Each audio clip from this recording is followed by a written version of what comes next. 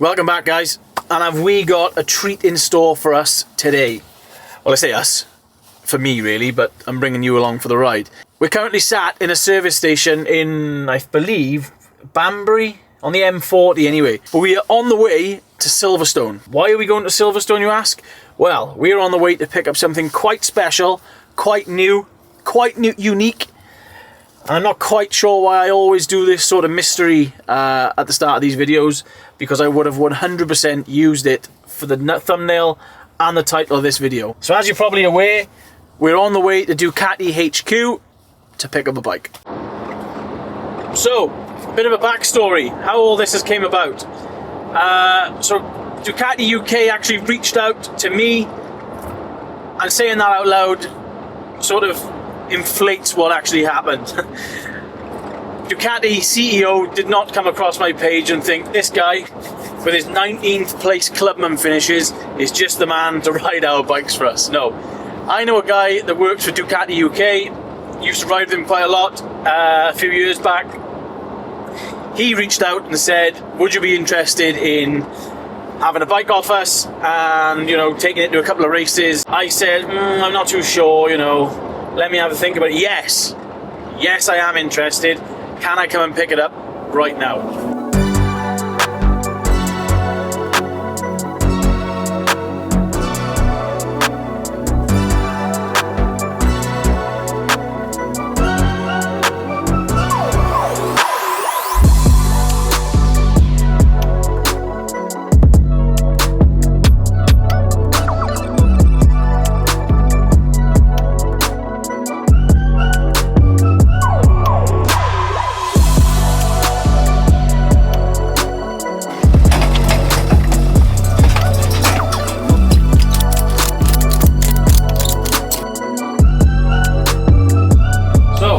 Here we go, we've got the bike home. She's in the garage, we've had a good look through her. Unfortunately it's dark, so I've not had a chance to even ride around the garden yet. But I've had a good look over it, and yeah, it's so far so good. First impressions, it just feels premium. I've had loads of 450 motocross bikes and they're all very samey. This, you know, this ticks most of the same boxes, but there's a few little details on you, from the sort of the coatings on the, you know, the engine cases to the way the frame guards are sort of recessed into the frame and sort of seamlessly there. They've hit their marks with it, I think. You know, and you wouldn't expect anything less from a premium brand such as Ducati. The brief I had from Ducati UK when we sort of discussed this collaboration was quite simple, really. Take the bike, race it, post a couple of videos about it. Dream come true. So that's exactly what we're going to do. A sensible option would be to take it to a practice track, you know, get a feel for it, have a play around with the settings, play around with the mapping and the, you know, traction control and everything else. But in true fashion, as I always do, is straight into the deep end. Tomorrow is round 2 of the Welsh Open Sprint Championship, so that's where we're going. I usually ride the 300 at the sprint rounds, but this is here, this is ready to go. So what have I done to sort of prep a bog standard 450 motocross bike to go sprint enduro racing? Obviously I've added the handguards. For me they're a must. You're trying to use every inch of track, and very easy to knock a hand or a knuckle on a fence post. Just ask young William Bolt. Put a skid plate on. I don't believe the 450 motocross bikes come with one as standard. Luckily enough, I have one that fitted, albeit it involved a little bit of jiggery pokery and drilling and you know, tweaking here and there, but it's on there and it actually looks as though it sort of belongs there. So yeah, that went well, and that's about it. Like I said, I've not rode the bike, so I don't really know what to do with the clickers, and the first time I will be riding it will be on the sighting lap tomorrow. So it's going to probably be a case tomorrow of, you know, each lap there'll be a couple of little tweaks here and there. And one of the reasons why I was quite happy to rock up on the Ducati is I think it's a fairly typical Welsh grass test. There's no sort of wood sections in there. It's, you know, it's a traditional Welsh grass test, which is great. lovely for a 450 as long as it's not too tight, and hopefully there's a nice couple of straights so you can really wind the power on. My only concern is there's a couple of showers forecast. 450 cc's of Italian power. I think it's something like 63 horsepower, albeit you can run it on the soft map, but there's a lot of power going to that back wheel, and yeah, a couple of off-camber Welsh corners will separate the men from the boys on top one of these. So that's the only concern. So I'm gonna get all my stuff all together, get ready, and I'll see you in the morning.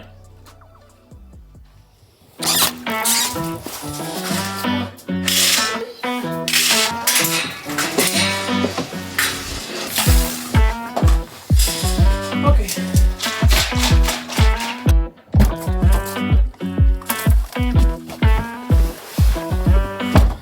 Good morning. Bit of a gloomy one as well. Let's hope that rain holds off. But I'm quite nervous this morning. I haven't had this feeling for a long while on a race day. Sort of mid-30s now. I've been doing it long enough to sort of not have those butterflies I used to get early in the mornings. But this morning they're back. They are back. I'm not sure whether that's because it's a new bike I've never rode, or whether it's sort of because I've had it off Ducati. I'm not too sure. But we're on the way, and yeah, nothing else to report. We'll check in a bit further into the journey, or just when we're there.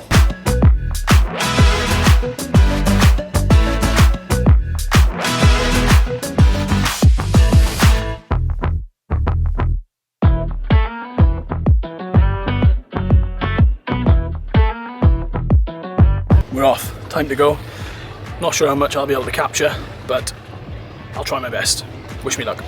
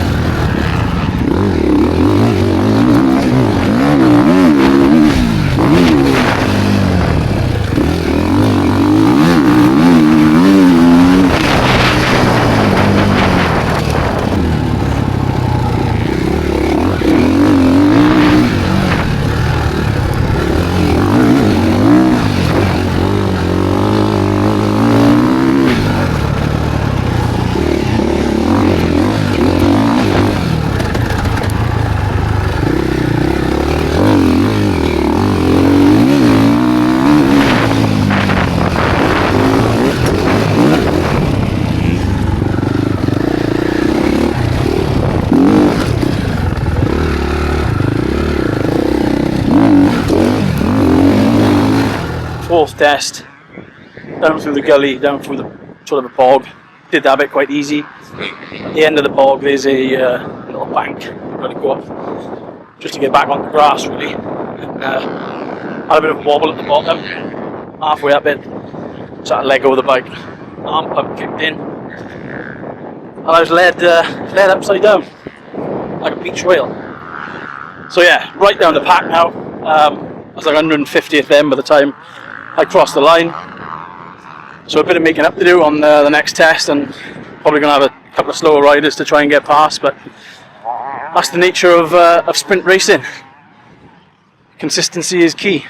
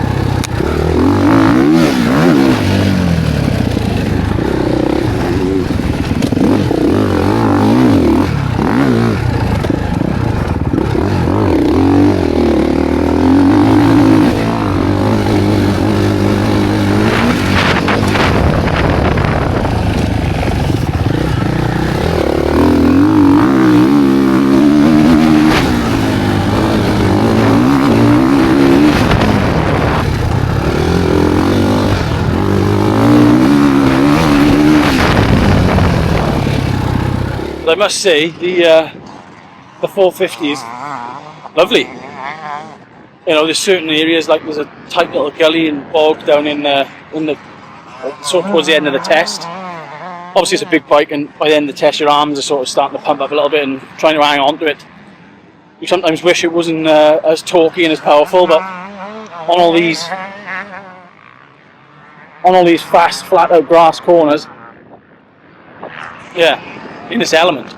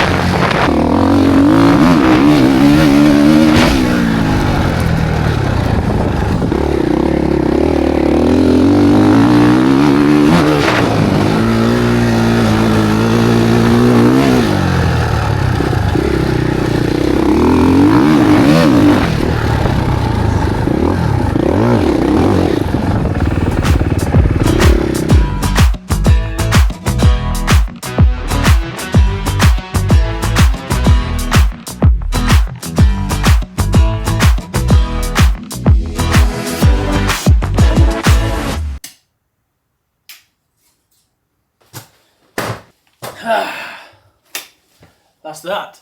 The Ducati Desmo 450. Obviously with the short notice of going up to get the bike, and I'm rushing to sort of race it at the sprint. There wasn't a lot of time to organise anyone to do any filming or capture a lot of riding content. So apologies for that.